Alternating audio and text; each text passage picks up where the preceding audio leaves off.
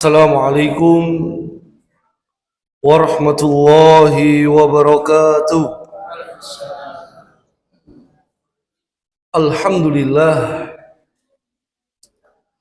alladzi arsala rasulahu bil huda wa dinil haq liyudhhirahu 'ala ad-dini kullih wa kafa billahi shahida.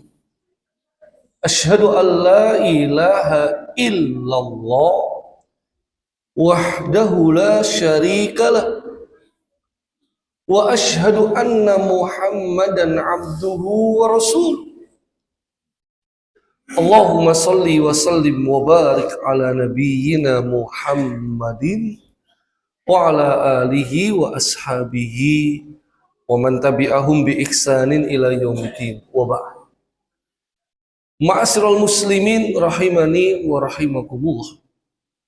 Para jemaah, semoga Allah Subhanahu wa taala senantiasa merahmati kita semuanya.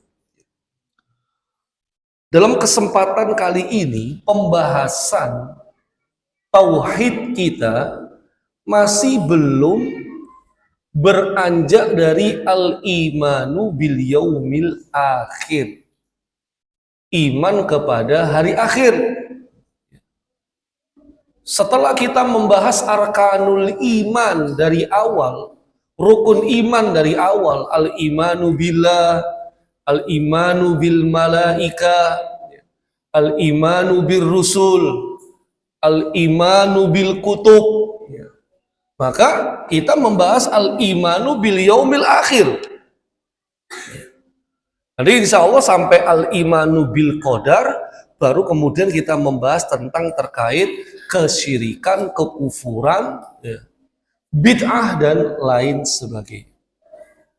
Nah, menjelang hari kiamat yang sudah kita bahas itu, ternyata hari kiamat itu ada tanda-tandanya. Makanya kita merujuk kepada kitab ini, Asyratus Sa'ah, kitab yang menjelaskan tentang tanda-tanda kiamat. Karena kitab ini cukup fenomenal dan dapat sambutan yang menggembirakan dari umat Islam seluruh dunia. Kitab ini hanya memuat hadis-hadis yang tidak diperselisihkan terkait hari kiamat. Maka dalam kitab ini kita mendapatkan keterangan tanda-tanda kiamat itu ada yang sugro, ada yang kubro, ada yang kecil, ada yang besar. Ada pula dijadi tiga. Dari yang kecil dan besar, ada yang telah muncul dan berakhir.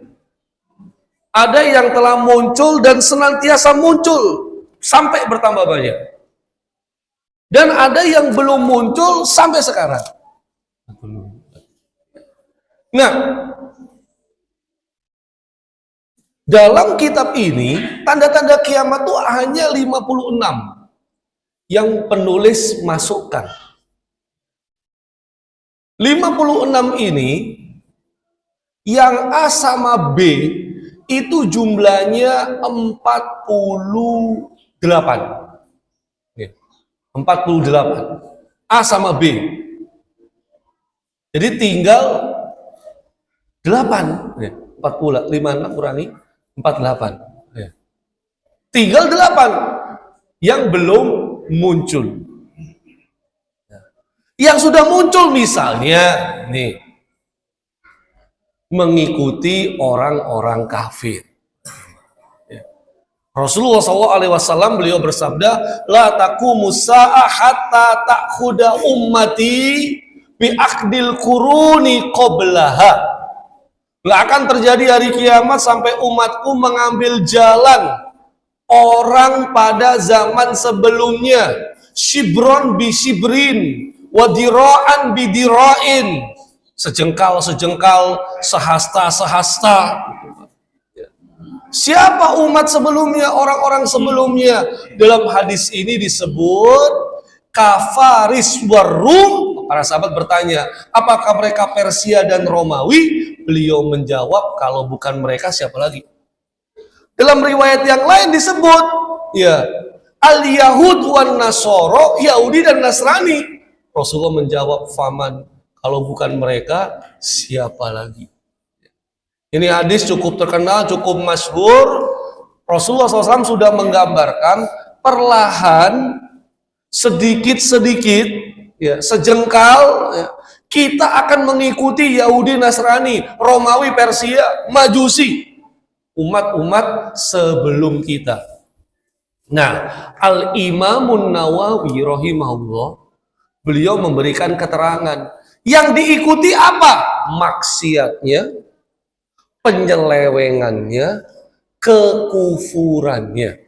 Maksiatnya, penyelewengannya, kekufurannya. Ya, itu yang akan diikuti. Ya.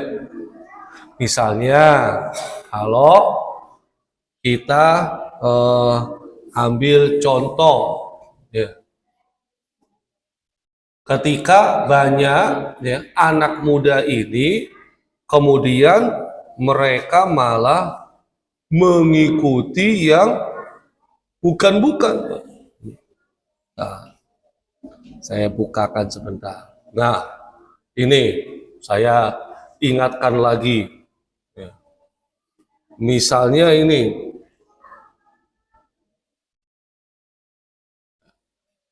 Nah, ini kan menanti kedatangan tamu, ya, di bandara. Tapi sampai begini tuh menantinya. Wah, nggak tahu ini. Kalau dulu ada fenomena Habib Rizik pulang, nah memang rame. Tapi kayaknya ini bukan Habib Rizik, ya. Kebanyakan perempuan-perempuan. Siapa? Walah, ternyata boyband Korea. Ya kan? Nah, ini. Bahkan mereka sampai histeris, ya. Sampai kemudian nangis-nangis, Pak. Jadi bisa berjumpa dengan idolanya itu, waduh, ya. Wah, ini kan bahaya ini, fenomena mencintai orang-orang di luar Islam, ya, itu dia. Udah gitu, yang muslimah juga ikut alay, nah, ya kan? Jadi ternyata joget itu udah sesuatu yang, ya, kayak lumrah gitu para jamaah, ya. Hari Pendidikan Nasional anak-anak diajari joget, ya. Sekarang ini sejak kelas 1 SD. Yang cowok pun begitu. Nah, ini Pak, ya kan? Jadi sudah ya. Ini dari segi keanehan, kemaksiatan lah kita sebut, ya. Mereka yang sudah mengikuti jalan umat-umat terdahulu, ya, orang-orang terdahulu, ya. Apalagi penyelewengannya, bahkan kekufurannya para jemaah. Ya. Ini jelas tantangan yang kita hadapi. Ya. Baik, ini sudah terjadi. Tanda-tanda ini udah. Berarti apa yang disabdakan oleh Rasulullah SAW 14 abad yang lalu sekarang jadi kenyataan. Ya.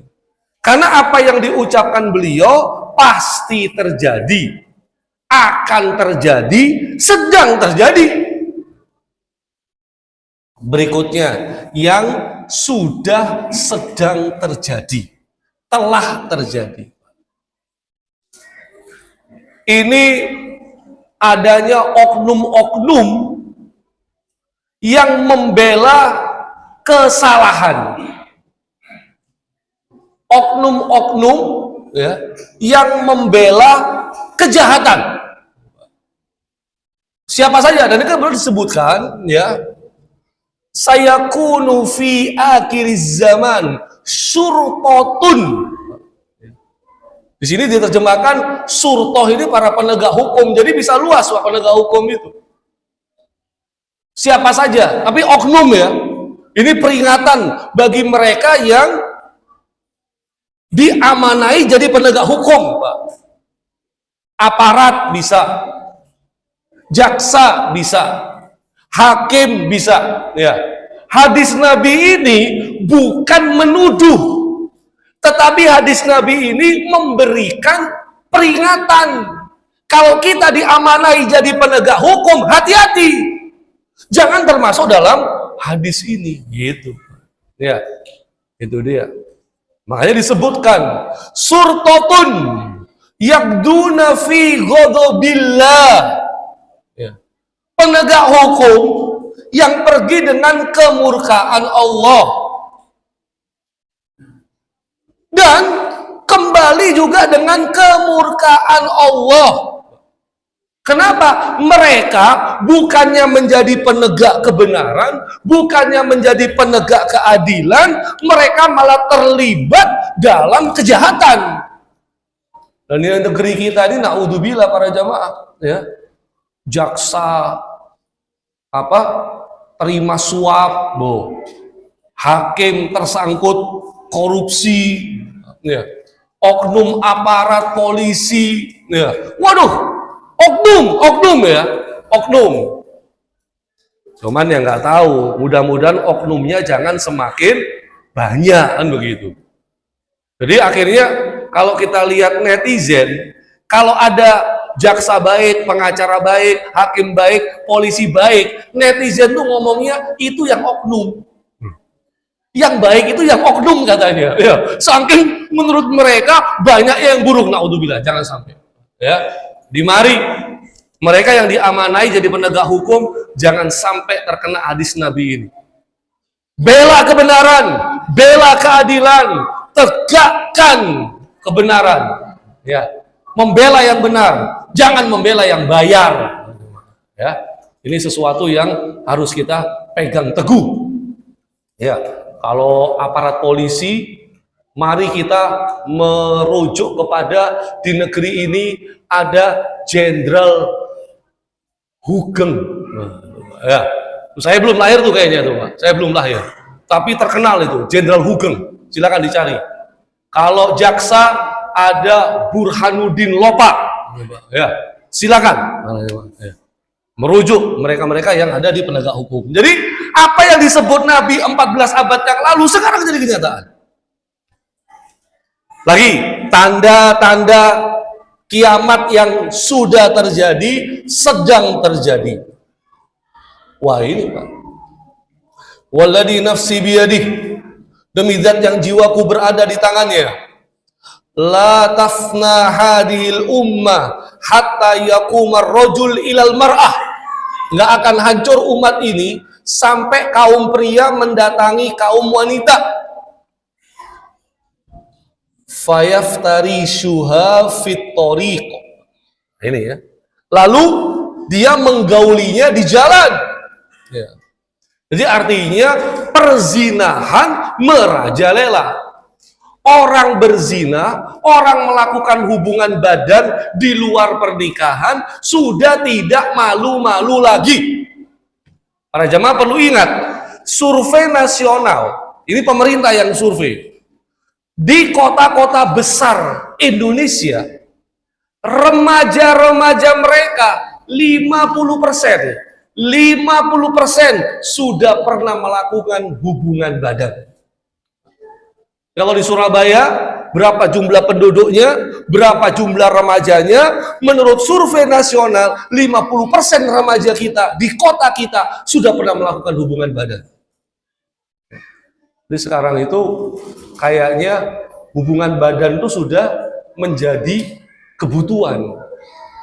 Ya.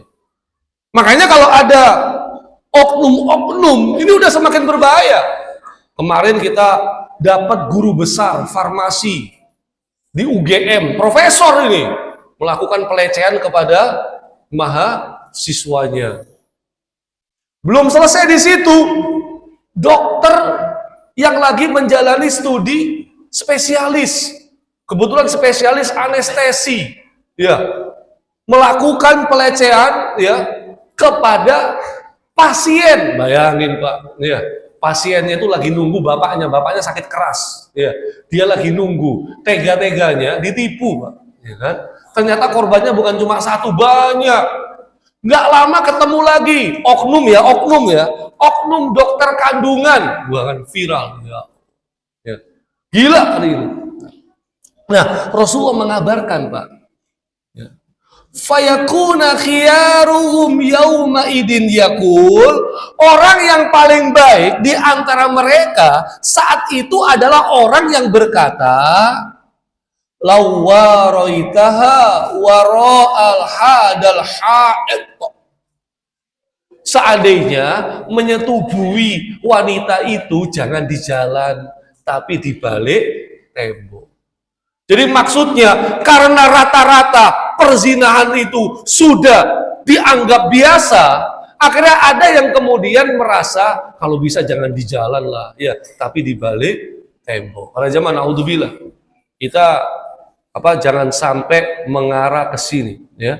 Naudzubillah, jangan sampai perzinahan ini jangan kemudian menjadi normalisasi, karena pacaran sudah jadi normalisasi, Pak. Normalisasi pacaran itu udah terang-terangan terjadi. Padahal perzinahan ini munculnya dari pacaran.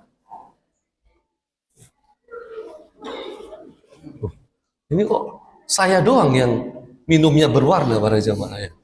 Jadi nggak enak minumnya. Oh siap. Oh. Iya, ada konsekuensi itu, Pak. Nah, yang terakhir gempa bumi lah. Ini saya yang sudah sering terjadi. Nah, saya kembali ke kitab tadi. Tanda kiamat kecil dalam kitab ini jumlahnya 57. Nah, ya. Sedangkan 49 telah dan sedang terjadi. Berarti kurang 8. Ya. Berarti dalam kitab ini ada 8 tanda kiamat yang belum terjadi, tapi akan terjadi dan pasti terjadi, kan begitu. Nah, kalau 8 tanda kiamat kecil yang 8 ini sedang dan sudah terjadi, berarti kita menuju tanda-tanda kiamat yang besar. Ya. Kiamat yang besar cuma 10. Cuma 10. Ya, cuma 10. Ini tanda-tanda kiamat yang besar. Ya. 10 ini berlalu baru kemudian itulah hari kiamat akan ditegakkan oleh Allah Subhanahu wa taala. Allah akan memerintahkan malaikat Israfil apa Israfil? Ya. Israfil ya untuk meniup trompet sangkakala itu. Baik. Mari kita lihat 8 tanda kiamat yang belum terjadi. Ya, analisa sependek, ya, sepengetahuan saya, ya, sekecil apa yang saya tahu dari kitab Asrotus Sa'ah itu.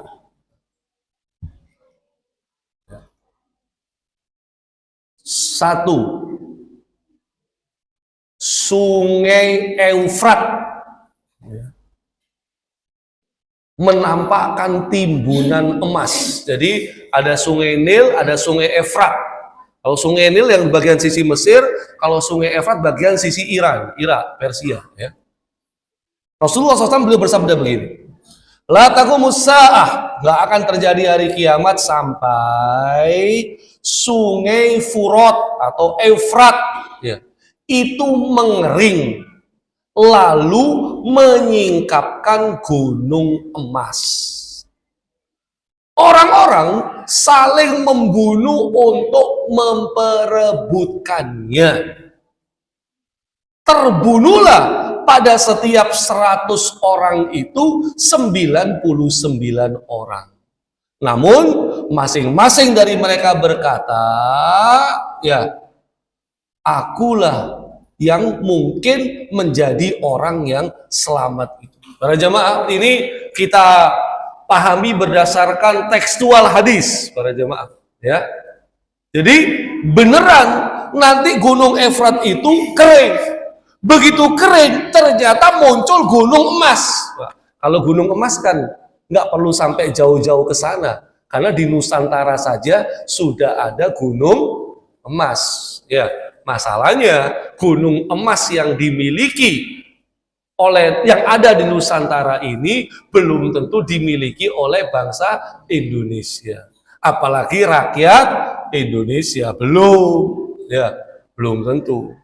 Ternyata kan nggak cuma di Papua, di Sumatera juga ada yang sampai ada penembakan, sesama polisi saling menembak. Bukan sih, senior menembak junior, ya, gara-gara juniornya mau memberikan investigasi terkait korupsi di penyelewengan di Gunung Emas itu, ya, tapi backingannya polisi, ya itu Pak, ya, oknum, saya sebut oknum, ya, memang fitnahnya sangat besar, Pak. Gunung Emas. Kita lihat Sungai Efrat ini. Ini nanti yang rencana akan kering, tapi nggak tahu kapan keringnya. Bisa cepat, bisa lambat. Wong hari ini, saya juga nggak habis pikir, kita melihat fenomena orang antri di butik emas logam mulia. Jadi kalau di Surabaya belum ya, di luar kota. Surabaya itu salah satunya ada di Raya Darmo, ya, Raya Darmo salah satunya.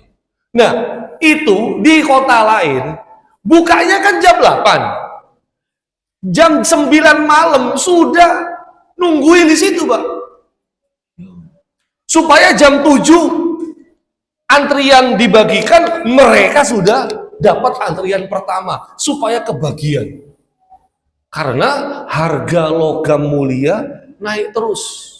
Ya.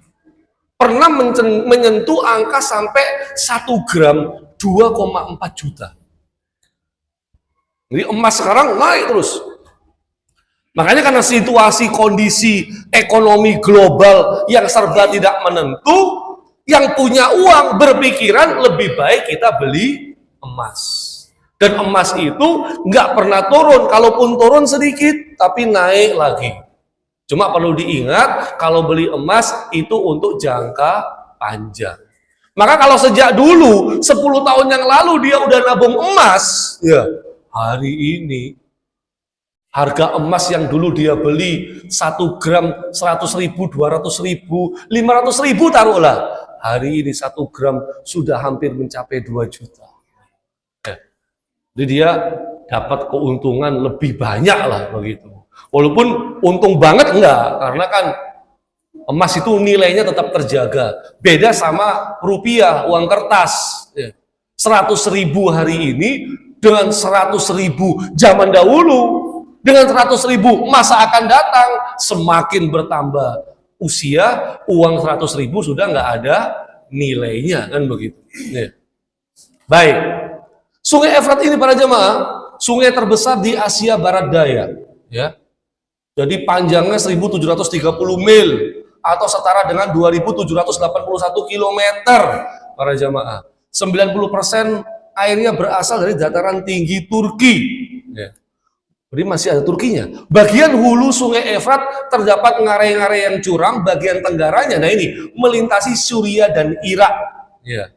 Dulu zaman Rasulullah SAW, ya, zaman dahulu lembahnya digunakan sebagai irigasi. Nah, sejak beberapa tahun yang lalu banyak pemberitaan bersumber dari NASA, berarti kan dari astronot, ya, melaporkan Sungai Efrat itu telah mengering karena yang bisa meneliti dari atas dilihat.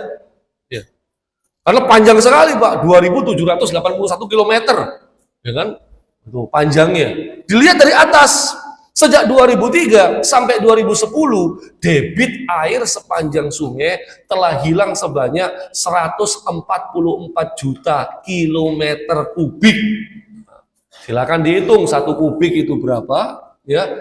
Ini sudah 144 juta.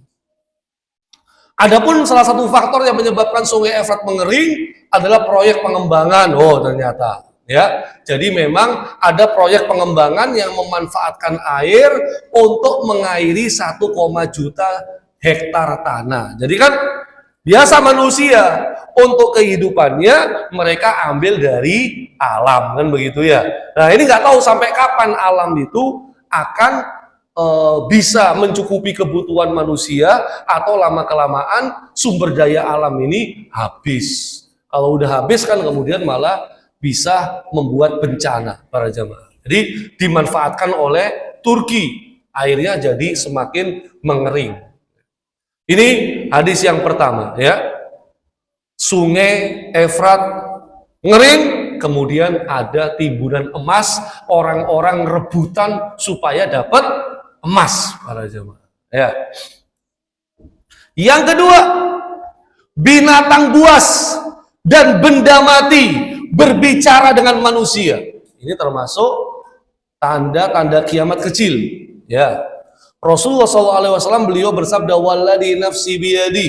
Demi zat yang jiwaku berada di tangannya, la taqumus saah, tidak akan terjadi hari kiamat hatta tukallimas sibaul ins wa hatta tukallimar rajul adabah sautihi wa siraku na'lihi wa tukhbirahu fakhidhuhu bima ahdasa ahluhu ba'du.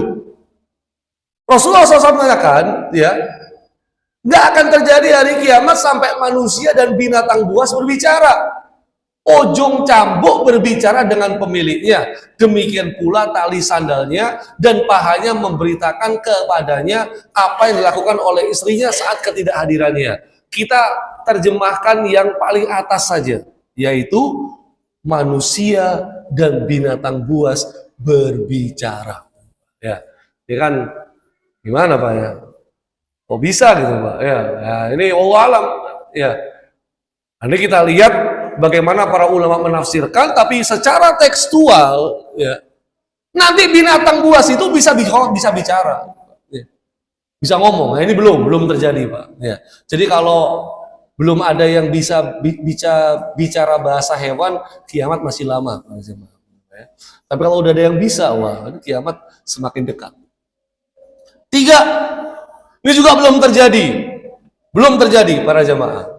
Walladzi nafsi biyadih, demi zat yang jiwaku berada di tangannya, la tathabud dunya, dunia ini gak akan lenyap hatta yamurur rajul alal qabr, ya, sampai ada seseorang yang melewati kuburan.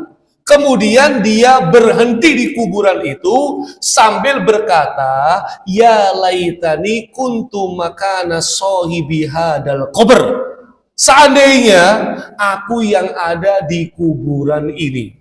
Jadi, ada orang melewati kuburan, kemudian ketika dia sampai di kuburan, dia berhenti. Dan dia mengatakan, seandainya aku yang dikubur, bukan penghuni kuburan ini. Berarti orang yang lewat ini berharap mati, gitu Pak. Berharap mati. Nah, disebutkan di sini, ya.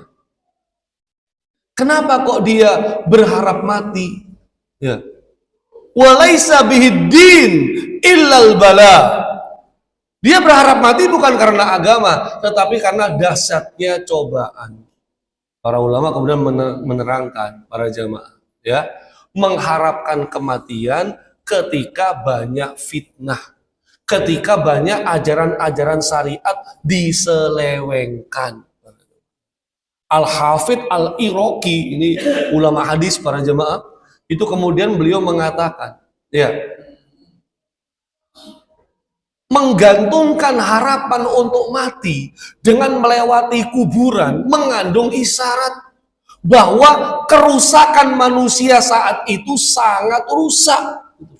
Ya. Jadi karena terkadang seseorang mengharapkan kematian ketika dia tidak membayangkan kematian tersebut. Jika dia menyaksikan orang mati dan melihat kuburan, secara otomatis tabiatnya akan lari dari mengharapkan kematian. Ini yang normal, Pak. Ya. Tetapi karena besarnya malapetaka dalam kehidupan, sehingga dia merasa daripada hidup lebih baik saya mati.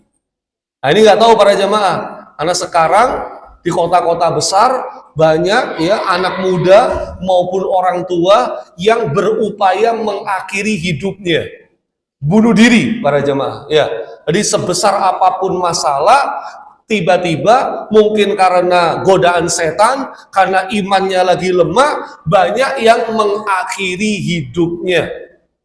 Nah, ini yang jadi persoalan para jemaah. Apakah kemudian masuk dalam hadis ini? Tentu beda. Ini beda. Jadi kalau hari ini banyak orang bunuh diri, itu karena masalah pribadi. Ya. Tapi dalam hadis ini, kenapa dia mengharap dia itu jadi penghuni kuburan? Karena kalau hidup fitnahnya besar. Kalau hidup kerusakannya luar biasa. Kalau hidup agamanya berbahaya, begitu. Kan kita belum sampai di posisi ini, ya. Sesulit apapun, ya, serusak apapun, kalau bisa jangan sampai mati, kan begitu para jamaah, ya. Jadi kalau ini belum ada yang merasakan, kayaknya kiamat masih lama, ya. Tapi kan nggak tahu, perubahan dunia ini kan cepat. Nah, gara-gara dia kepengen mati, sampai kepengen datang Dajjal. Nah, kalau ini sudah ada, Pak. Ya. Kalau ini sudah ada tuh, ya. Frustasi begitu mungkin, ya kan? Ya. Kayaknya udah semakin rusak ini. Ngelihat Gaza, Palestina dibantai, kok nggak ada yang nolong, kan begitu, ya. Kayaknya kita nunggu Nabi Isa aja lah, ya. Biar segera keluar Dajjal para jamaah. Rasulullah SAW mengabarkan akan datang kepada manusia satu zaman di mana mereka mengharapkan kedatangan Dajjal. Aku bertanya, wahai Rasulullah, ayah dan ibuku sebagai tebusan. Karena apa hal itu terjadi? Karena kepedihan yang mereka rasakan. Ya, belum ada. Tapi Dajjal akan segera muncul kalau Dajjal jarang dibahas. Kalau Dajjal jarang dikaji, kalau Dajjal mulai sering dilupakan oleh orang beriman, itulah ciri-ciri Dajjal akan muncul. Ya. Bahkan kalau Dajjal jarang diingatkan di mimbar-mimbar Jumat, itu tertanda bahwa Dajjal akan lebih cepat muncul. Coba kita ingat-ingat, Pak, kapan terakhir kali khotib Jumat ngingetin tentang Dajjal? Udah mulai jarang kan, Pak? Ya. Setahun jangan-jangan belum tentu. Nah, bisa-bisa Dajjal semakin cepat turunnya para jamaah. Nah, iya. Ya. Jadi apa? Jangan lupakan kehadirannya Dajjal para jamaah. Ya. Baik. Lanjut. Ya. Peperangan dengan Romawi. Ya. Ini dia. Rasulullah Shallallahu Alaihi Wasallam ini menggambarkan nanti kiamat itu menjelang datangnya kiamat, ya, Romawi itu adalah aksarun nas, yang paling banyak jumlahnya. Wah, ya. Jadi orang-orang Romawi itu nanti paling banyak jumlahnya. Nah, begitu yang paling banyak jumlahnya, akhirnya beliau mengabarkan tidak akan tiba hari kiamat, ya, sampai bangsa Romawi datang ke sebuah wilayah A'maq dan Dabir. Pak, itu nanti bisa kita lihat bahasa para ulama. Ya, kita langsung baca tekstualnya saja. Lalu pasukan dari Madinah datang menghadang mereka. Yang datang menghadang mereka termasuk penduduk bumi yang terbaik waktu itu. Ketika mereka telah berbaris, bangsa Romawi berkata, biarkanlah antara kami dan orang yang tertawan dari kalangan kami, sehingga kami dapat membunuh mereka. Kemudian kaum muslimin berkata, demi Allah, kami tidak akan membiarkan antara kalian dengan saudara-saudara kami tawanan dari bangsa Romawi yang telah masuk Islam. Ya, jadi ada tawanan bangsa Romawi masuk Islam, ditawan, dicoba untuk dilindungi oleh pasukan kaum muslimin dari Madinah. Ya. Akhirnya peranglah antara kaum muslimin dengan orang-orang Romawi. Sepertiga dari mereka kalah, lari kocar kacir. Ya, Allah tidak menerima taubat mereka selamanya. Jadi pasukan kaum muslimin nanti ada yang pengecut, sepertiganya kabur, Pak. Ya. Sepertiga dari mereka terbunuh. Mereka adalah sebaik-baik syuhada di sisi Allah, sepertiganya kemudian mati syahid, sepertiganya melakukan penaklukan, dan mereka tidak akan terkena fitnah untuk selamanya. Akhirnya mereka dapat menaklukkan Konstantinopel, para jamaah. Nah, inilah kenapa para ulama berbeda pendapat. Ya, maksud penaklukan Konstantinopel itu adalah di masa Muhammad Al-Fatih atau yang menjelang hari kiamat, para jamaah. Karena penaklukan Konstantinopel itu sudah terjadi di zamannya Muhammad Al-Fatih. Kenapa menjelang hari kiamat ada penaklukan Konstantinopel lain? Nah itu nanti kemudian para ulama menafsirkan Pak. Tapi yang jelas Romawi ada dua, Romawi Timur sama Romawi Barat. Romawi Timur Bizantium, ya. Romawi Barat Roma yang pausnya barusan meninggal itu para jemaah. Nah, Romawi Timur udah jadi Turki sekarang, wilayah Islam. Tapi Romawi Barat belum. Nah, apakah yang dituju nanti Romawi Barat itu? Bisa juga, bisa iya. Ya. Nah, mereka sedang membagikan harta rampasan perang, menggantungkan pedang-pedang mereka di atas pohon zaitun. Tiba-tiba saja Syaiton berteriak, sesungguhnya Dajjal telah mendatangi keluarga kalian. Kemudian mereka keluar, tetapi hal itu tidak benar. Selanjutnya mereka datang ke Syam, ternyata dia keluar. Jadi dibujui setan. Dajjal keluar, udah datang kepada keluarga kalian. Akhirnya pasukan Madinah kembali ke rumah keluarganya, ternyata ditipu sama setan. Begitu pasukan Madinah sepertiga ini kemudian menuju ke Syam, Dajjal ternyata sudah keluar. Nah, ketika mereka sedang mempersiapkan diri untuk perang, mereka meluruskan barisan, tiba-tiba iqomah sholat dikumandangkan. Ini waktu subuh para jemaah. Saat itulah Isa bin Maryam alaihissalam turun. Ya, turun di mana? Di masjid Damaskus, para jemaah. Ya, di apa? Masjid Damaskus ini Pak. Saya lihatkan dulu.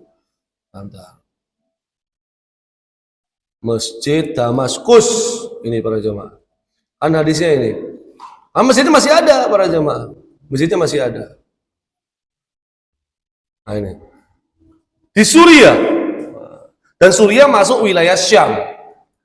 Ya. Rasulullah SAW itu kemudian mengatakan, ya, Allah mengutus Isa bin Maryam al-Masih, ya, bin Maryam.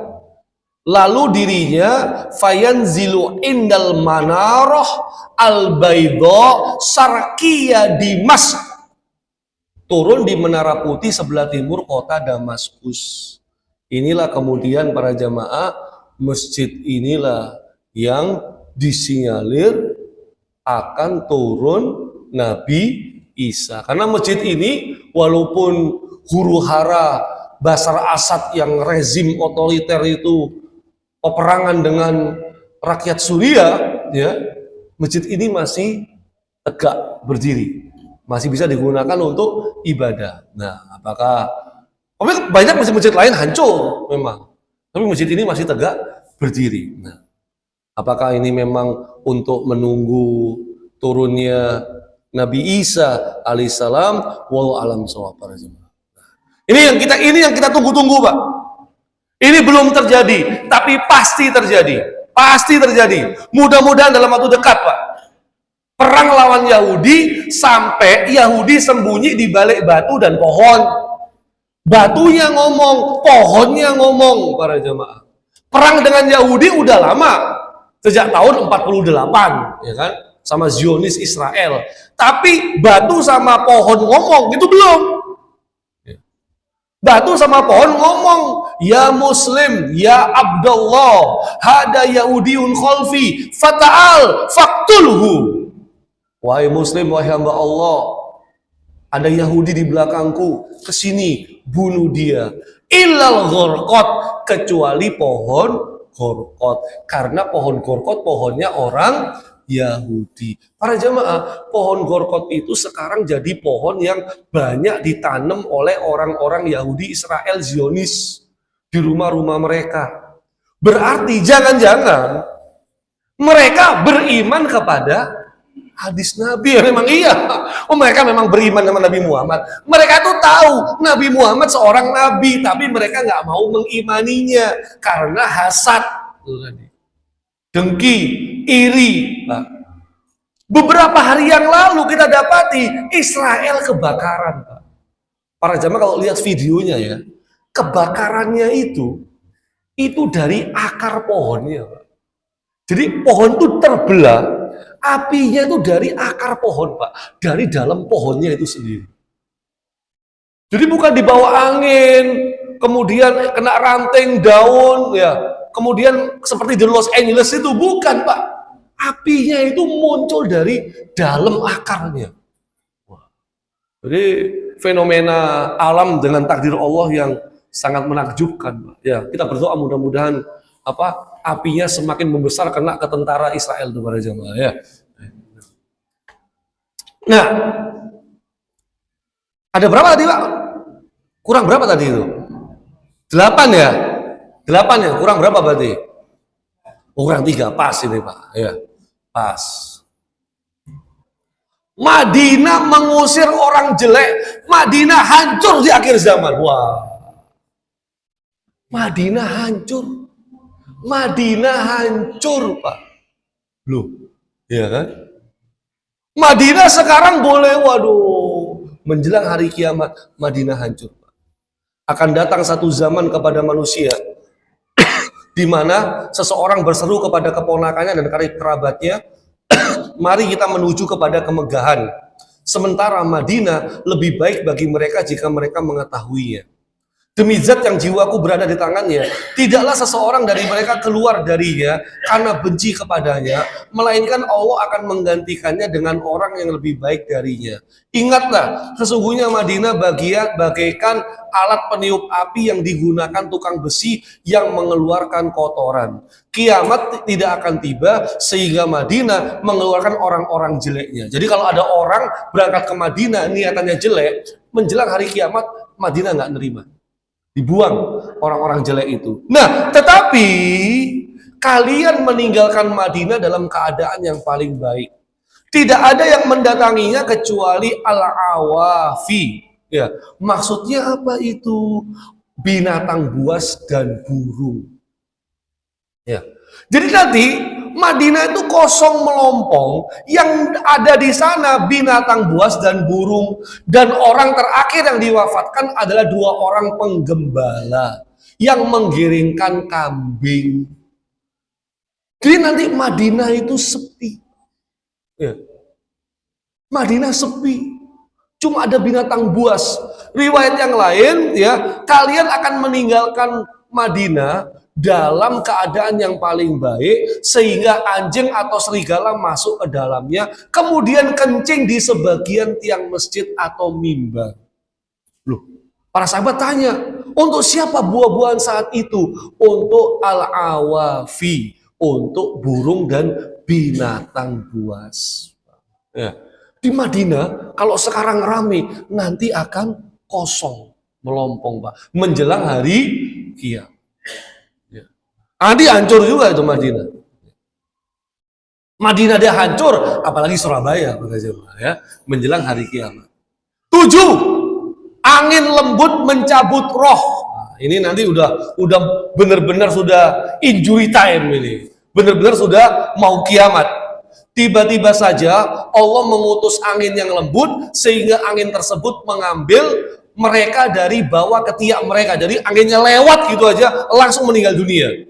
Lalu diambil setiap ruh mukmin dan muslim, yang tersisa hanyalah manusia yang paling durjana. Jadi tinggal manusia-manusia yang jelek-jelek saja. 7 ini nanti ini injury time. Ini juga yang mengagetkan para jamaah. Tanda-tanda kiamat yang pasti terjadi sebelum tanda kiamat yang besar, Ka'bah akan hancur. Ya, Ka'bah akan hancur. Oleh siapa? Lu Suwakotain dari Habasa, dari Ethiopia, dari Afrika. Perhiasannya akan dilepas, kiswanya akan dibuka, seakan-akan aku melihatnya agak botak, agak bengkok tulang betisnya. Ia memukul Ka'bah dengan sekop dan cangkulnya. Ya. Inilah tanda-tanda kiamat kecil dalam kitab ini, ya, 8 yang belum terjadi, tapi akan terjadi dan pasti terjadi. Begitu 8 ini terjadi, langsung tinggal menunggu yang 10 para jamaah.